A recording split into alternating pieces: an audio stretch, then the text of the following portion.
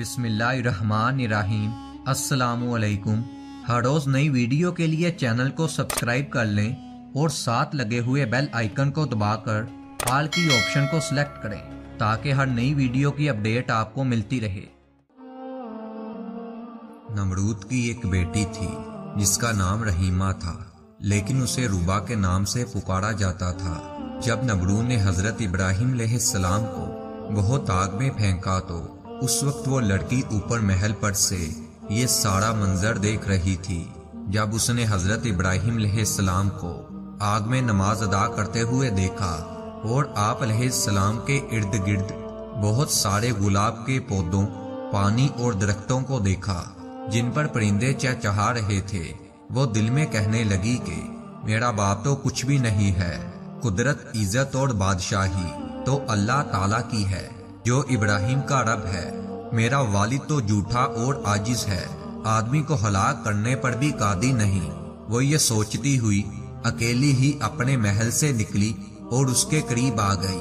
اس نے باہر سے حضرت ابراہیم علیہ السلام کو پکارا، اے ابراہیم، کیا آپ کے علاوہ بھی کوئی آپ کے رب کی بارگاہ میں اجازت پا سکتا ہے؟ آپ نے فرمایا کہ ہاں، وہ شخص جس کا دل میرے رب کے لیے خالص ہو تو آگ میں اس کا حال بھی اس طرح ہوگا جس طرح میرا حال ہے۔ اس نے کہا کہ میں چاہتی ہوں کہ تمہارے رب کے ساتھ صلح کر لوں۔ آپ علیہ السلام نے فرمایا تو پھر آگ میں داخل ہو جا۔ اس نے آگ میں داخل ہونا چاہا تو ڈر گئی۔ آپ نے فرمایا ڈرو مت۔ اسی وقت آپ کو حکم ہوا کہ اے آگ، میری بندی کی حفاظت کر۔ اس کے بعد وہ آگ میں داخل ہو گئی۔ وہ جس بھی جگہ پر پاؤں رکھتی تھی اللہ تعالیٰ کے حکم سے وہاں سے آگ ٹھنڈی ہو جاتی تھی۔ اسی طرح وہ چلتے چلتے حضرت ابراہیم علیہ السلام کے پاس پہنچ گئی اور کہنے لگی، لا الہ الا اللہ، ابراہیم خلیل اللہ، میں نے یہ ارادہ کر لیا ہے کہ میں جب تک زندہ رہوں گی آپ کے دین کو نہیں چھوڑوں گی اور اپنے ظالم سرکش والد کو بھی دعوت دوں گی، ہو سکتا ہے کہ وہ میری نصیحت مان لے۔ یہ کہہ کر وہ واپس آئی اور اپنے والد کے پاس چلی گئی جو اس وقت تخت پر بیٹھا ہوا تھا۔ اس کے لشکری اس کے ارد گرد جمع تھے، کچھ کھڑے تھے اور کچھ بیٹھے ہوئے تھے۔ وہ جا کر کھڑی ہو گئی اور کہنے لگی، اے میرے باپ، تو کب تک جھوٹے دعوے کرتا رہے گا؟ کیونکہ خدائی اور قدرت و طاقت تو اس خدا کے لیے ہے جس نے ابراہیم علیہ السلام کے لیے آگ میں گلاب کے پھول، سبز باغات اور بہتا دریا پیدا کر دیا ہے۔ بادشاہی تو اس کی ہے، تیری کیا بادشاہی ہے؟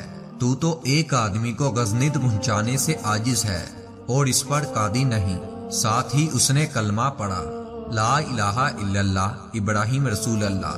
اس کا لعنتی باپ یہ بات سن کر غصے میں آ گیا اور اس سے کہنے لگا، اپنے دین سے پھر جا، اپنی جان پر ظلم نہ کرو، ورنہ میں تجھے ایسی سزا دوں گا کہ دنیا والے اس سے عبرت حاصل کریں گے۔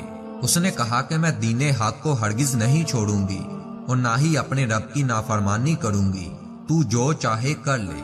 اس نے یہ سن کر اپنے غلاموں کو حکم دیا کہ تو انہوں نے اس کے کپڑے اتار دیے اور اسے پیٹنا شروع کر دیا، لیکن وہ اپنے دین سے نہ پھری۔